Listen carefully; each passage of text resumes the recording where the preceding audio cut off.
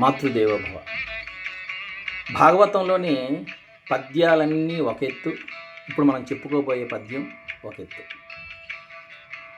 భాగవతంలో పోతన గారు నీరాట వనాటములకు పోరాటమిట్లు కలిగే, పురుషోత్తమునచే ఆరాటమిట్లు మానే, ఘోరాటవిలో భద్రకుంజరమునకు అక్కడ మొదలుపెట్టుకొని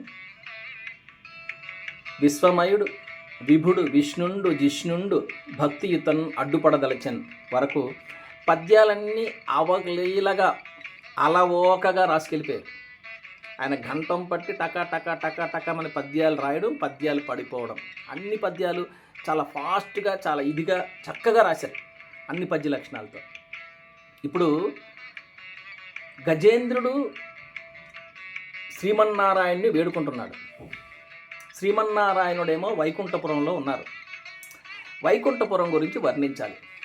వైకుంఠపురం ఎలా ఉంటుంది, ఎక్కడుంటుంది, వైకుంఠపురంలో స్వామివారు ఎక్కడుంటారు, ఏం చేస్తారని ఆలోచిస్తూ ఉంటే ఆయనకి ఏ ఛందస్సులో పడినా, ఏ పద్య లక్షణంలో పడినా, ఎక్కడ పడినా సరే ఆయనకి పద్యం పడడం లేదు. ఇంకా పుస్తకం పక్కన పెట్టేసి కూతుర్ని పిలిచి, కూతురు పేరు లక్ష్మి, అమ్మ లక్ష్మి, ఇక ఈ పద్యం రావడం లేదు, నాకు వైకుంఠపురం గురించి వర్ణించాలి, ఈ పద్యం రావడం లేదు, నేను అలా పొలంలోకి వెళ్ళి వచ్చి మళ్ళీ రాస్తాను, పొలంలోకి వెళ్తాను అని చెప్పి కూతురు చెప్పి వెళ్తాడు. పోతన ఎంత గొప్పవాడంటే కలం పట్టి పద్యం ఎంత చక్కగా రాస్తారో, హలం పట్టి పొలంలో సేద్యం అంత బాగా చేస్తారు. ఆయన ముందుగానే చెప్తారు ఏమని, నిజదార సుతోదర పోషణార్థమై హాలికులైననేమి సత్కవులు, సత్కవులు హాలికులైననేమి.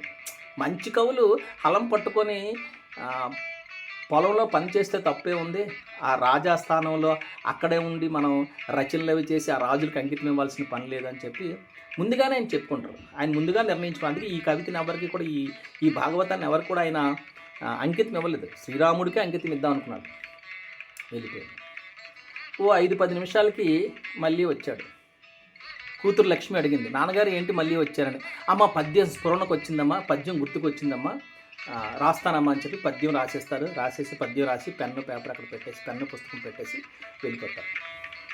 మళ్ళీ పని ఉందమ్మా అని చెప్పి కూతురు చెప్పి వెళ్తారు. మళ్ళీ ఇంకొక 5-10 నిమిషాలకి పోతన మళ్ళీ దిగాలుగా వస్తారు. ఏంటి నాన్నగారు దిగాలుగా ఉన్నారన్నారు. నీకు ఇందాక చెప్పాను కదమ్మా, ఆ వైకుంఠపురంలో పద్యం నాకు రావడం లేదు అని. అదేంటి నాన్నగారు అలా అంటారు, మీరే కదా ఇప్పుడు వచ్చారు, పద్యం రాశారు, అక్కడ పెట్టారు, నేను కూడా ఆ పద్యం చదివాను, చాలా బాగుంది అంటారు. నేను వచ్చానా, నేను రాశానా అని పద్యం చూస్తారు. ఛందస్సుకి ఖచ్చితంగా సరిపోయే పద్యం ఎవరు రాశారు, ఇంకెవరు, శ్రీరామచంద్రుడే రాసిన పద్యం. అందుకని అన్ని పద్యాలు భాగవతంలో అన్ని పద్యాలు పోతన గారు స్వయంగా రాస్తే ఈ పద్యం మాత్రం శ్రీమన్నారాయణుడే అంటే శ్రీరామచంద్రుడే స్వయంగా రాసినట్లు.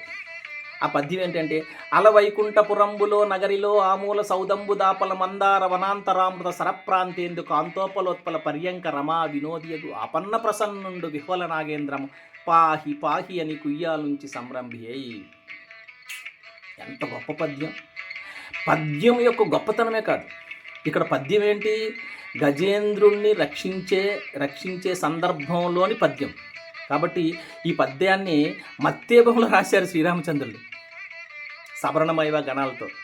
మత్తేబం మనకు తెలుసుగా, చంపకమాల, ఉత్పలమాల, మత్తేబము ఇవన్నీ ఉంటాయి కదా. మత్తేబంలో రాస్తారు. మత్తేబం అంటే మత్తా ప్లస్ ఇభము, అంటే ఇభము అంటే ఏనుగు, ఏనుగు సంబంధించింది. శార్దూలము అంటే సింహము, ఉత్పలమాల అంటే కలువ పువ్వు. ఇలా ప్రతి పద్యానికి ఒక అర్థం ఉంది.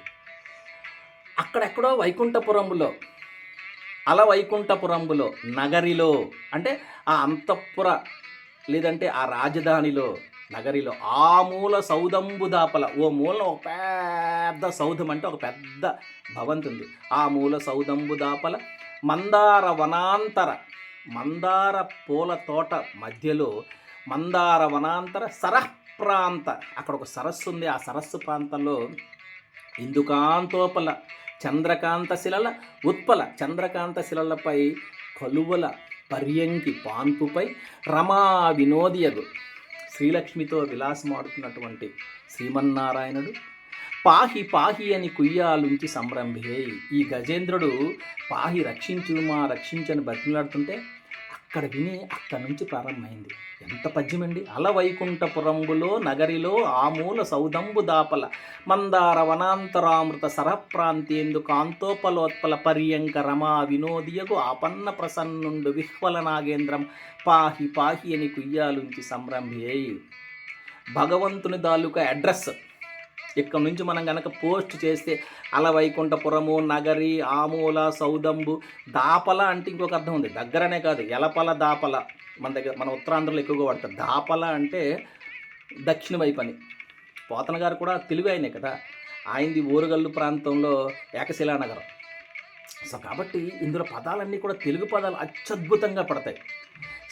శ్రీమన్నారాయణుడి తాలూకా అడ్రస్ ఏంటి, నేను రిజిస్టర్డ్ పోస్ట్ చేయాలంటే ఇదే అడ్రస్, అలవైకుంఠపురంబులో నగరిలో. ఇంత గొప్ప పద్యాన్ని ఇచ్చినటువంటి పోతన గారికి మరొక్కసారి నమస్కారాలు. Thank you.